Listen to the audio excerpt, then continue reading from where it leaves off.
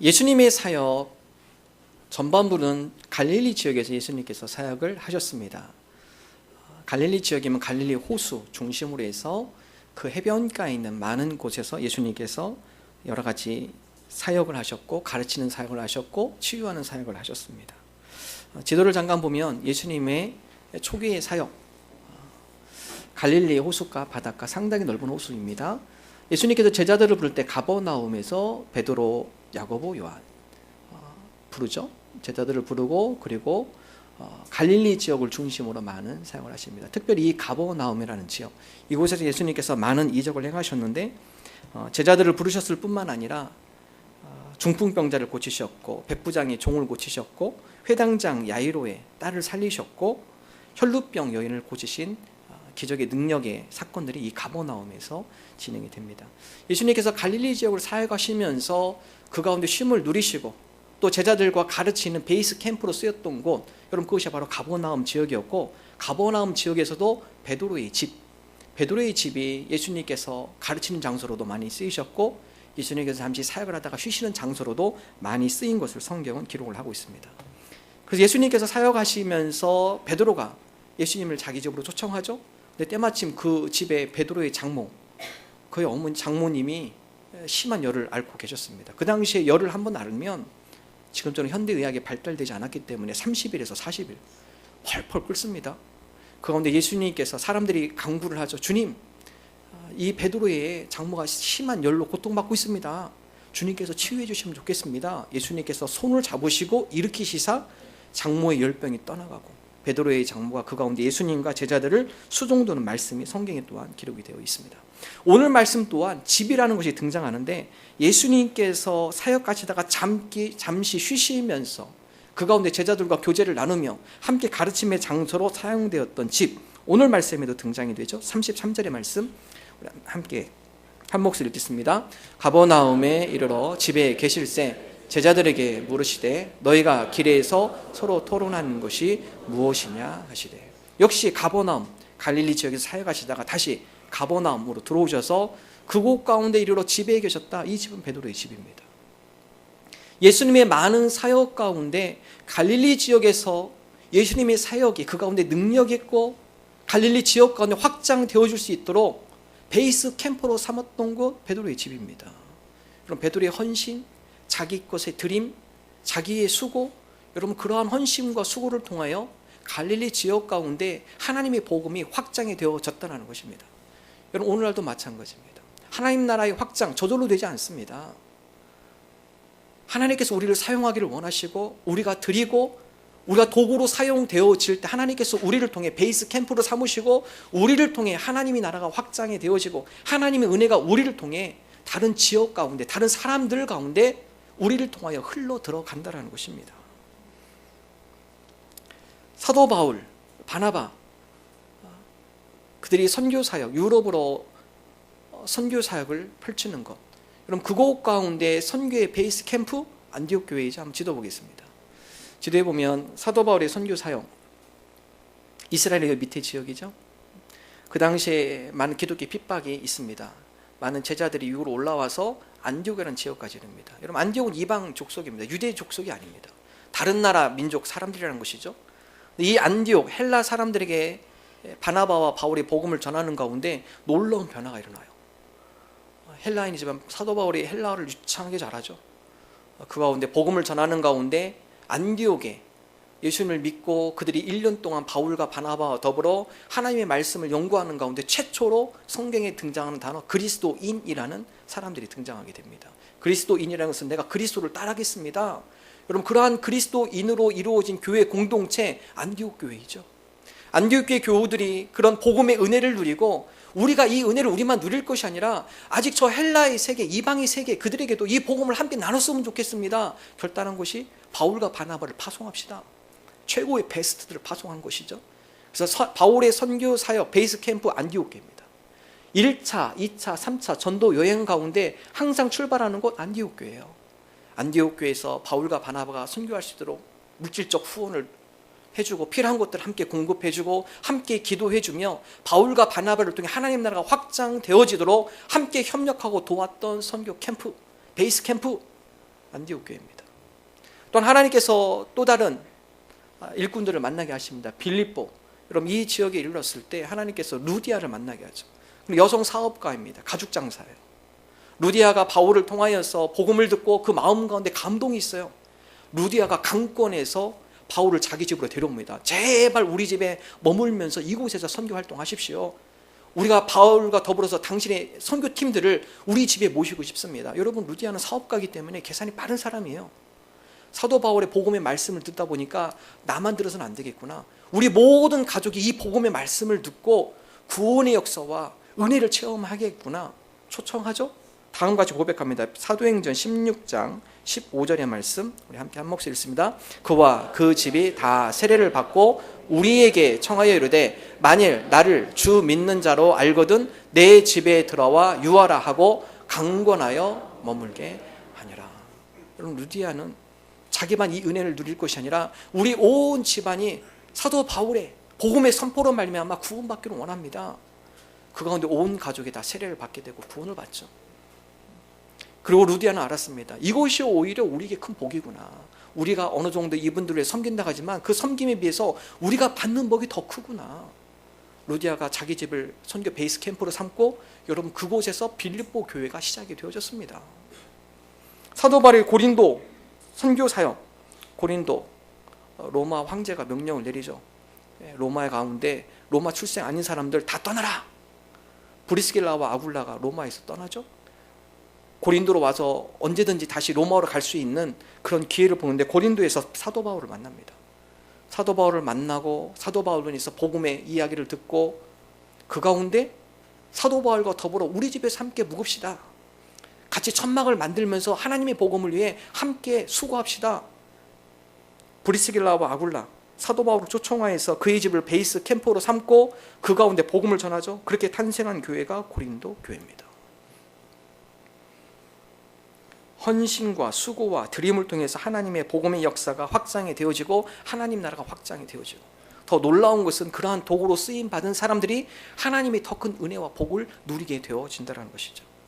베드로가 그의 집을 오픈했을 때 그의 장모가 나음을 얻게 되고 베드로가 헌신했을 때 예수님의 수제자로 세움 받는 것을 성경은 기록을 하고 있습니다. 오늘 저와 여러분이 하나님의 은혜의 캠프로 베이스 캠프로 사용되기를 원합니다. 하나님, 나의 헌신을 드리고 나의 수고를 드리고 나의 재능을 드리고 내가 하나님의 선교의 베이스 캠프로 사용되게 해주셔서 하나님의 은혜를 흘려보내는 그런 하나님의 도구로 사용되게 하여 주옵소서. 여러분, 그럴 때 우리의 믿음이 더 굳건해지고요, 우리가 더 큰 하나님의 하늘의 복을 누리게 되어집니다. 교회는 두 가지 기능이 있습니다. 첫 번째는 모이는 기능입니다. 그래서 우리는 이것을 모이는 교회라고 하죠. 우리가 함께 예배 이 자리에 모였습니다. 세상의 모임과 틀려요. 우리가 하나님을 예배하며 경배하며 나갈 때 하나님께서 하늘의 문을 열어주셔서 우리 가운데 성령의 기름 부음을 함께 해주십니다. 그래서 예배를 통해 상처 입은 영혼들, 삶 가운데 절망하고 낙심한 영혼들, 삶에 대한 의욕을 상실한 영혼들, 내일에 대한 소망을 잃은 사람들, 하늘의 은혜와 하나님의 기름 부으심, 성령의 기름 부으심으로 말미암아 우리의 영혼이 살아나는 것이죠. 절망된 우리의 마음이 다시 일어서게 되어지는 것이고, 쓰러지려 하는 우리의 믿음의 모습들이 다시 한번 세워지는 놀라운 하나님의 임재의 역사, 모이는 교회입니다. 이것이 바로 이런 은혜를 체험하는 것. 그래서 모이는 교회 가운데 회복이 일어나고 변화가 일어나고 그 가운데 능력이 임하는 모이는 교회의 사역. 예배할 때마다 참 감사해요. 찬양하고 또 함께 모여 기도하며 또 함께 말씀을 나누며 그 가운데 하나님께서 우리에게 부어주시는 놀라운 은혜, 세상에서 누릴 수 없는, 세상에서 맛볼 수 없는, 세상에서 찾을 수 없는 하나님만이 주시는 하늘의 은혜, 우리가 모이는 교회를 통해 그 은혜를 체험하게 되는 것이죠. 그러나 교회는 이 한 가지 기능뿐만 아니라 또 다른 기능이 있는데 그것은 바로 흩어지는 교회입니다. 받은 은혜 가만히 놔두고 내 안에 거의 모시기만 하면요, 그 은혜 오래가지 않아요. 이 은혜는 언제 더 확장이 되는가, 언제 더 폭발력 있게 능력으로 나타나는가, 우리가 그 은혜를 다시 흘려보낼 때입니다. 그래서 교회는 흩어지는 교회. 하나님, 주님께서 우리를 회복시켜 주셨사오니, 우리에게 다시 한번 새 힘과 능력을 주셨사오니 우리가 이 은혜를 함께 전하게 하시고 이 은혜를 함께 나누게 하시고 이 은혜를 흘려보내게 하여 주옵소서. 안디옥 교회가 왜 힘이 있었을까요? 흘려보내는 교회였기 때문에 그래요. 하나님 받은 은혜, 그래서 안디옥 교회 같은 경우는 사도 바울과 더불어서 선교 후원했을 뿐만 아니라 예루살렘 교회가 초대교회 첫 번째 교회이죠. 기근이 들어서 그 예루살렘 교회가 힘들어졌을 때 오히려 이방 교회인 헬라인 안디옥 교회가 헌금을 모아가지고 함께 더 구제하는 사역에 도와주고요. 그러다 보니까 그곳 가운데 더 은혜와 복을 누리는 그런 교회가 된 것을 성경은 기록을 하고 있습니다. 저는 우리 교회 참 감사합니다. 우리 대략 한 출석 인원수 한 200여 명 돼요. 작년들 출석 인원이 한 200여 명 됩니다. 근데 여러분, 200여 명 되는 이 교회에 18개의 선교지를 후원하고 선교사님을 위해서 함께 기도하며 함께 우리가 마음을 모아 선교에 동참하는 교회 많지 않습니다. 전국적으로 봐도 그렇게 많지 않습니다. 여러분, 자부심을 가십시오. 하나님, 주님께서 주신 은혜, 우리가 기쁨으로 감사함으로 이 은혜를 함께 흘려보내게 하여 주옵소서. 좀 더 욕심이 있다면 주님, 내년에는 우리가 해외 선교뿐만 아니라 국내 어려운 개척교회들, 하나님께서 우리 은혜 주셨잖아요. 하나님, 우리가 이 마음 가지고 국내에 힘들게 어렵게 개척하고 힘들어하는 사역자, 개척교회, 하나님 그 교회에도 우리가 함께 후원하며 함께 그곳 가운데 하나님 나라를 일구할 수 있는 그러한 은혜도 우리에게 허락하여 주옵소서. 여러분, 교회는 자꾸 흘려보내야 돼요. 그런데 그 흘려보내는 것이 우리에게 더 큰 성도님과 우리 교회 가운데 더 건강한 교회 공동체와 성도가 되어지도록 하나님께서 더 큰 은혜를 부어주신다는 사실입니다. 오늘 저와 우리 교회 공동체가 하나님 나라의 선교의 베이스 캠프로 쓰임받기를 원합니다. 하나님, 우리 직장과 가정 가운데 나로 하여금 하나님의 은혜가 선포되어지고 흘러들어가는 하나님의 선교의 베이스 캠프 되게 하시고, 이 교회가 세종시뿐만 아니라 각 세계 각지에서 선교하시는 선교사님들에게 그 지역 가운데 은혜를 흘려보내게 하시고, 또 국내에서는 힘들고 어려운 개척교회, 그 개척교회를 향하여서 함께 은혜를 나누는 하나님의 은혜를 흘려보내는 건강한 공동체가 되게 하여 주옵소서. 이런 믿음을 나가는 저와 여러분 되기를 주님의 이름으로 축원합니다. 두 번째, 오늘 말씀을 통해 주시는 교훈, 제자들이 누가 크냐 얘기합니다. 예수님께서 베드로의 집에서 가르침에 있어서 다음과 같이 물어보죠. 34절입니다. 함께 한 목소리로 읽겠습니다. 그들이 잠잠하니 이는 길에서 서로 누가 크냐 하고 쟁론하였습니다. 예수님께서 제자들이 길 가운데 서로 다툼이, 심한 논쟁이 일어났습니다. 쟁론하였다는 것은 분노에 얼굴이 불그락하면서 그 가운데 서로 누가 큰가 서로 다툼을 벌인 것이죠. 이 다툼의 원인은 제자들이 이제는 예수님께서 갈릴리 사역을 마치고 예루살렘으로 내려가면 그 가운데 놀라운 일을 행하셨겠구나. 여러분, 갈릴리 지역에 예수님께서 많은 기적을 행하셨죠. 5천여 명을 먹이고요, 풍랑을 잔잔케 하시고 많은 병자들을 고치시고 회당에서 가르치시고, 이 사역이 예루살렘에서 일어나면 예루살렘이 완전히 다 뒤집어질 거다. 그리고 온 이스라엘에 예수님을 왕으로 모실 것이다. 자, 그러면 그 이후 예수님의 그 다음에 넘버원은 누가 될까? 베드로일까? 안드레일까? 요한일까? 제자들이 그거 가지고 서로 싸우는 거죠. 넘버원은 나야, 나. 예수님 바로 밑에 넘버원 누가 될 건가? 누가 예수님의 가장 큰 수제자가 될 건가? 여러분, 길에서 제자들이 그걸 가지고 서로 속에 있는 분노를 표출하며 내가 예수님의 나음이지, 내가 그 자리지. 예수님께서 길에서 제자들이 싸우는 걸 들어요. 그러나 길에서 가르치지 않아요. 예수님께서 베드로의 집에 온 이후, 그리고 그들이 집중해서 들었고 그들에게 명확하게 집중하는 가운데 가르칠 수 있는 여건과 환경 가운데 예수님께서 가르치시죠. 예수님께 묻습니다. 길에서 너희들 왜 싸웠어? 제자들이 아무 말 못해요. 잠잠해. 후회하는 거죠. 그때 우리가 왜 이랬을까? 근데 그 주제가 무엇이었죠? 누가 크냐? 누가 크냐? 쟁론하였다.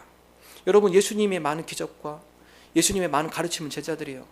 그럼에도 불구하고 그들 마음 가운데 자기도 모르게 불쑥 마음속에 튀어 올라오는 것, 욕심이에요. 욕심, 탐심입니다. 우리가 신앙생활 하면서도 우리 마음속에 불쑥, 내가 이런 대우 받으면 살아야 돼? 나의 자존심을 건드리고 그러면 불쑥불쑥 올라옵니다. 쉽지가 않죠. 이전에 예수님께서 제자들에게 한 말씀이 있습니다.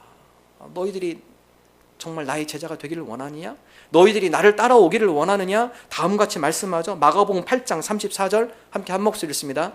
무리와 제자들을 불러 이르시되 누구든지 나를 따라오려거든 자기를 부인하고 자기 십자가를 지고 나를 따를 것이니라.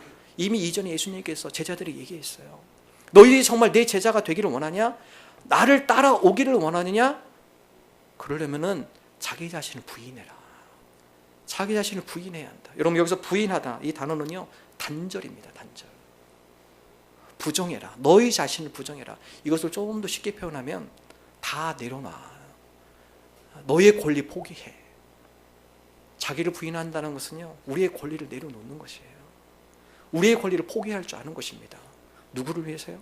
주님을 따라감에 있어서. 내가 이거 하고 싶지만 그러나 주님을 따르는 길에 있어서 이기가 방해가 된다면 주님, 제가 이거 내려놓겠습니다. 주님을 따름에 있어서 자기의 권리, 자기의 유익, 자기의 욕심, 자기의 탐심, 주님 앞에 제가 이것을 내려놓고 따라가겠습니다. 내 권리를 포기하겠습니다. 그럼 쉽지 않죠. 제자들도 이것 때문에 싸웠고요. 우리도 때로는 이것 때문에 마음이 불편하고, 때로는 이것 때문에 갈등하고, 때로는 이것 때문에 실망하기도 하고, 그렇죠. 미국 사회 심리학자 빅토리아 매드베, 그가 그의 팀원들과 함께 더불어서 실험을 했습니다. 기대감과 만족감의 함수관계. 1992년 바르셀로나 올림픽과 또 몇몇 큰 대회의 시상식을 촬영한 것을 분석하기 시작했습니다. 보통 올림픽 끝나고 종목이 끝나면 금메달, 은메달, 동메달 시상하죠. 누가 제일 기뻐할까요? 물론 금메달리스트 기뻐하죠. 두 번째로 누가 기뻐할까요? 은메달리스트 아니래요. 분석을 딱 보니까, 비디오를 보니까 이 은메달리스트는 겉으로는 게 뭔가 좀 웃는 표현이지만 그 눈빛은 항상 금메달 쪽으로 쳐다보고 있대요. 이렇게 힐끈힐끈. 그 의미는 무엇이죠? 내가 저 자리에 갔어야 하는데, 내가 조금만 더 했었으면 저 자리는 내 자리인데 내가 왜 이 은메달에 와 있을까? 그때 조금만 더 버티고 조금만 더 힘을 낼걸. 은메달리스트는 항상 거기에 대한 미련감, 후회감이 있죠. 반면에 누가 참 기쁘고 즐거워하는가? 동메달리스트. 아유, 나 시상 때 못 올라올 줄 알았는데 올라왔네. 야, 이 자리에만 올라와도 참 감사하다. 제일 기뻐하고 즐거워하죠. 여러분, 이 연구에서 결과로 내는 것이 기대감이 높을수록 만족감은 떨어진다. 너무 기대감 갖지 마세요, 여러분. 기대감이 높으면 만족감은 떨어집니다. 여행을 가도 그렇죠. 어떤 분이 여행 좋은데, 제주도 갔다 와가지고 좋은데 갔다 왔어요. 그러면 자기가 좋은 걸 너무 많이 봐서 옆에 친구한테 얘기해요. 제주도 갔더니 막 이것도 좋고 저것도 좋고. 그래서 기대감을 이만큼 올려놨습니다. 근데 이 친구가 가보니까 별거 아니에요. 야, 그 친구가 얘기했더니 상당히 환상적이면서도 그랬는데, 마치 가보니까 그 사람 이 사람 틀리죠. 보는 관점이 틀리죠. 별거 아니네. 한참 이렇다니 하면 내가 보니까 별로네. 그러면 만족감이 떨어지는 겁니다. 어느 여행에 만족감이 높습니까? 전혀 기대하지 않았을 때 가보니까 너무나 멋있어요. 전혀 기대하지 않았는데 가보니까 맛집들도 너무나 많고 숙소도 좋고, 기대하지 않았는데 가서 많은 걸 누려요. 그럼 만족감이 높은 여행이 되는 것이죠. 기대감은 높으면 높을수록 만족감은 떨어집니다. 그럼 만족감을 높이려면 어떻게 해야죠? 기대감을 좀 낮추시면 돼요, 여러분이. 자녀 교육도 마찬가지입니다. 첫째가 불쌍해요. 첫째가 엄청난 기대를 가지세요. 첫째, 천재인 줄 알고요. 첫째에다가 모든 거 투자합니다. 투자해가지고 학원 보내고 있는 도 없는 도 끌어와가지고 어떻게 해서 과외를 시키고, 시험 봐도 90점 받으면 화내요. 100점 받아올 애가 왜 90점 받아왔느냐. 둘째는 70점 받아와도 야, 괜찮아. 둘째부터는 막 키우죠. 첫째 키워보니까 이렇게 해도 소용없더라. 둘째부터는 막 키웁니다. 막 키워요. 별 기대하지도 않아요. 근데 얘가 잘해와. 만족감이 높죠. 그러면 우리가 별로 해준 것도 없는데 얘가 이렇게 잘하네. 자녀 교육도 우리가 좀 기대감을 낮추셔야 돼요. 너무 기대감 높게 하면요, 자녀 스트레스 받습니다. 우리 부모님은 나는 이 능력이 이 정도밖에 안 되는데 나를 막 저 상위 클래스로 보시고, 그럼 자녀들이 스트레스 받죠. 좀 기대를 낮추십시오. 그럴 때 자녀에 대한 새로운 것이 보이면, 야, 얘가 이것도 잘하고 난 이 정도 생각했는데 얘가 이거보다 더 잘하네. 여러분, 우리 자신도 마찬가지입니다. 자신에 대한 기대감 높으신 분, 직장에서든 가정에서든 만족감이 떨어져요. 야, 내가 이 대학을 나왔고 내가 어렸을 때부터 이렇게 자라왔고, 근데 내가 이 회사에서 이게 뭐야? 여러분, 그렇게 생각하면요, 회사의 만족감이 뚝 떨어지죠. 야, 나 같은 사람이 이곳에 와가지고 이 세종시에 살고 이런 좋은 아파트에 살고 이런 좋은 공동체에 함께 생활하게 되고, 기대감을 좀 낮추십시오. 그럼 만족감은 올라가는 것이죠. 가정도 마찬가지입니다. 배우자에 대해서 너무 기대하지 마세요. 좀 낮추세요.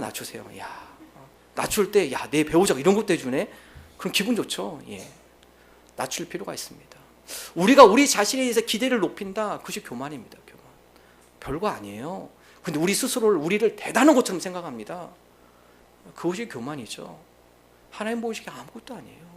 사도 바울이 어떻게 고백하죠? 주님, 저는 괴수 중에, 죄인 중에 괴수입니다. 나 같은 사람을 주님께서 불러주셔서 하나님 나라의 복음의 일꾼을 크게 사용하시는군요. 하나님 감사합니다.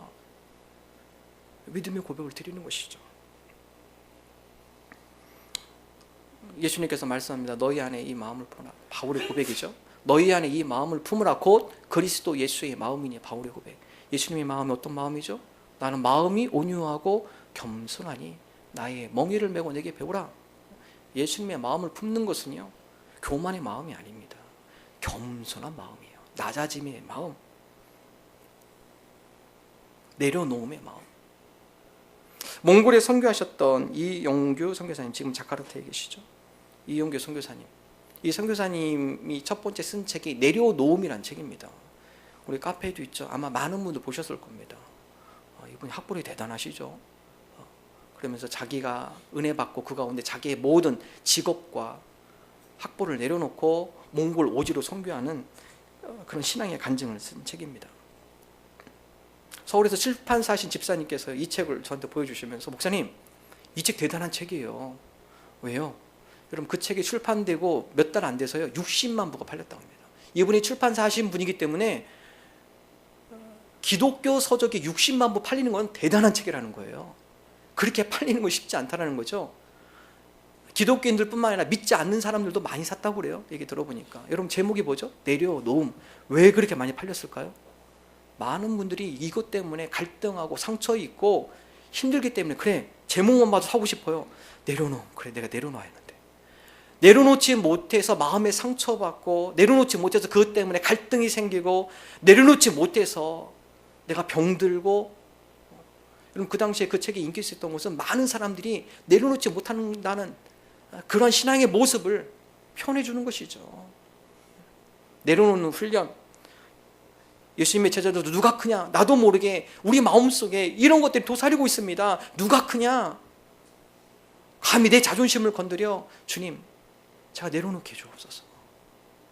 그런 것들을 주님 앞에 지혜롭게 겸손의 모습으로 내려놓고 나아가는 그러한 성도의 삶이 되게 해주옵소서. 우리 마음속에 주님의 은혜가 커지면 우리는 작아집니다.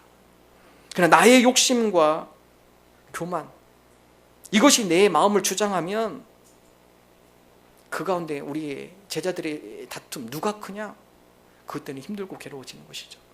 우리가 주님의 마음을 품고 겸손함으로 내려놓을 줄 아는 저와 여러분 되기를 주님의 이름으로 축원합니다. 마지막 세 번째, 오늘 말씀을 통해 주는 교훈, 섬김입니다.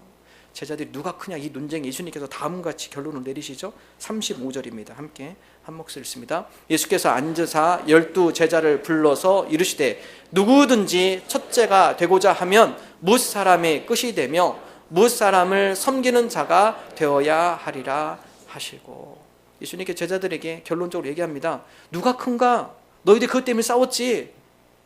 답은 섬기는 자이다.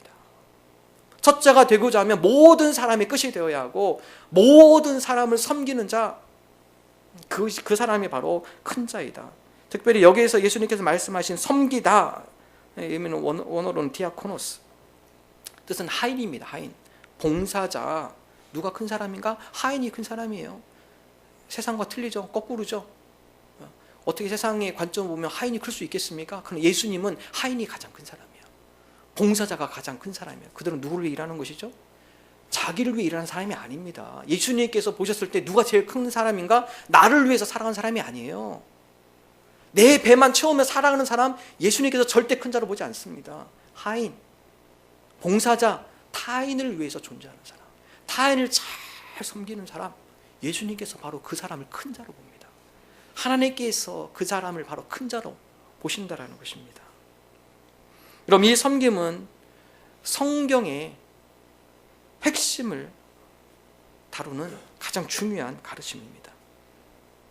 예수님의 가장 핵심의 가르침, 섬김이죠. 예수님께서 다음같이 이야기하십니다. 마가복음 10장 45절 함께 읽습니다. 인자가 온 것은 섬김을 받으려 함이 아니라 도리어 섬기려 하고 자기의 목숨을 많은 사람의 대속물로 주려 함이니라. 예수님께서 이 땅에 오신 것 대접받으려고 오지 않으셨어요. 예수님께서 이 땅에 오신 것은 섬기기 위하여 오셨습니다. 예수님의 제자가 된다는 것은 예수님처럼 섬김의 모습을 배우는 겁니다. 따라가는 겁니다. 예수님께서 제자들에게 본을 보이셨죠. 마지막 식사, 마지막 만찬을 하시고 허리에 수건을 두르시고 제자들 앞에 무릎을 꿇고 제자들의 샌들을 벗기고 제자들의 더러운 발을 깨끗이 씻어주셨죠. 제자들에게 다음같이 얘기합니다. 내가 너희들에게 이같이 한 것처럼 너희도 똑같이 따라해라. 내가 너희를 이렇게 씻어주고 섬겼던 것처럼 너희도 서로 섬겨야 하느니라. 예수님께서 제자들에게 마지막 레슨, 가르친 가장 중요한 교훈, 섬김의 모습입니다. 섬김이 중요해요. 섬기는 것이 바로 나를 따르는 것. 제자의 삶은 섬기는 삶입니다. 주님의 마음을 품는 것은 예수님처럼 누군가를 위해서 내 손과 발, 마음이 움직이는 것입니다. 나의 영광을 받으려는 것이 아니라 오른손이 하는 것을 왼손이 모르게 주 예수의 이름으로, 예수님의 이름으로 섬기며 봉사하며 그 가운데 다른 누군가에게 필요한 도구가 되어지는 것입니다. 거기에 바로 우리 인생의 승리가 있습니다. 히노 오키오라는 의사, 이분이 쓴 책 중에 위대한 참결이라는 책이 있습니다. 이분은 3,000명의 삶의 마지막을 위로한 의사입니다. 암 환자를 보면 이 환자를 상담하시는 그런 역할을 합니다. 우리나라에는 없지만 아마 일본에만 있는 것 같습니다. 암철학 외래과. 이 과는 암에 걸린 사람, 그 사람과 가족을 이 의사가 한 60분 정도 면담하는 그런 시간을 갖습니다. 보통 의사들이 환자 보면 이 모니터 보고 환자 보죠. 이렇게 얘기하세요. 어떤 의사는 말도 못하게 해요. 들으세요, 빨리 들으세요. 예. 환자들이 한번 하소연하면은 10분이고 하니까 아예 그냥 말도 못하게 처방전 내리고 이렇게 보내도 있는데, 이것을 지적합니다. 이분이 정말 진정한 의사는 어떤 의사인가? 컴퓨터 치워야 돼요. 외래 보시면 가서 얘기하세요. 예. 저 좀 보고 얘기하세요. 예. 얼굴을 보고 함께 대화를 진지하게 나누어주고, 왜냐하면 의사의 한마디가 환자에는 큰 힘이 되거든요. 이분이 그 가운데 병원에서 암 건강검진을 갔는데 암이에요. 이 얘기 들으면요 다 무너진다고 그래요. 암은 곧 죽음을 의미하기 때문에, 물론 그 가운데 치료될 수 있는 초기 증상도 있지만 암하면 사람들이 다 생각에 죽음, 내가 죽나 보다, 다 이 생각한다는 거죠. 그렇기 때문에 이 암이라는 병이 발견이 되면 사람이 희망을 잃고요, 얼굴이 우울해지고 슬픔이, 근심이 쌓이기 시작하고 삶에 대한 희망을 잃기 시작한다는 거죠. 이 가운데 어떻게 저들을 도울 수 있을까? 그러면서 병원에 제의한 것이 그들에게 희망을 줄 수 있는 과를 하나 만들어야겠다. 이 사람들의 삶이 너무나 불행하다는 거예요. 왜냐하면 암이라는 것은 죽음을 상징하기 때문에 죽음을 향해서 가는 것이죠. 그 다음에 너무나 외로운 싸움, 고달픈 싸움, 마지막 인생이 너무나 비참하게 끝나는 그런 모습을 보며 이렇게 끝나면 안 되지 않는가? 암철학 외래과를 만들어서 60분간 암 환자와 더불어 가족들과 함께 이야기를 나눕니다. 그러면서 다음과 같은 메시지를 전해줍니다. 생명보다 더 소중한 것이 있습니다. 그걸 찾으십시오. 그러면 맨 처음에 들어왔던 얼굴이 우울하며 슬픔과 근심이 있던 사람들이 나갈 때는 뭔가 표정이 바뀌어진대요. 3,000여 명을 실험을 했습니다. 3,000여 명을 이렇게 받았는데 대다수의 환자들이 처음에 들어올 때는 희망이 없었습니다. 그러나 60분 혹은 몇 번 더 상담을 받은 이후에 생각이 바뀌어요.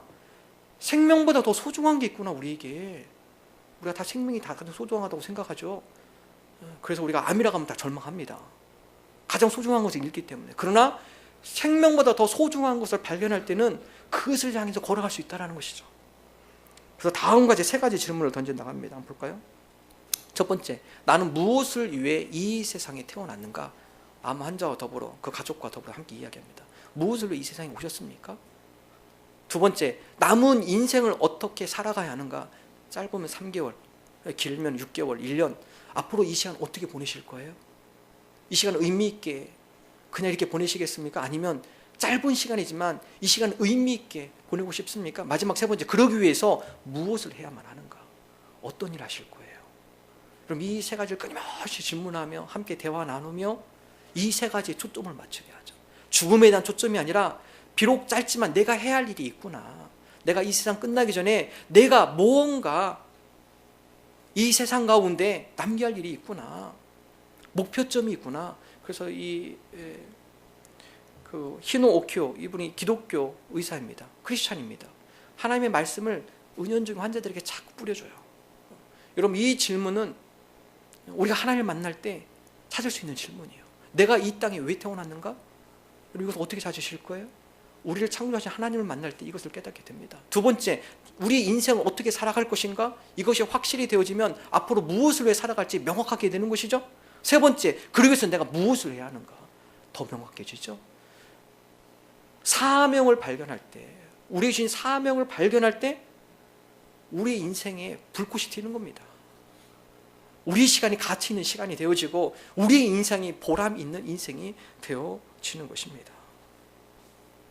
사명을 발견할 때 바울이 죽음을 두려워하지 않아요. 고난이 그를 억제하지 못합니다.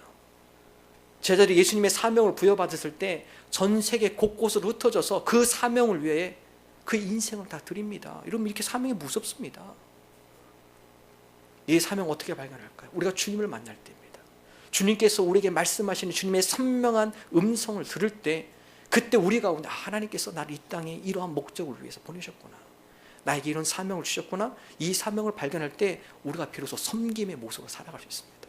주님께서 나에게 이 사명을 주셨사오니 제가 이 사명을 위해 저의 시간을 드리고 저의 인생을 드리고 저의 물질을 드리고 이 사명을 위해 살아가는 인생이 되게 하여 주옵소서.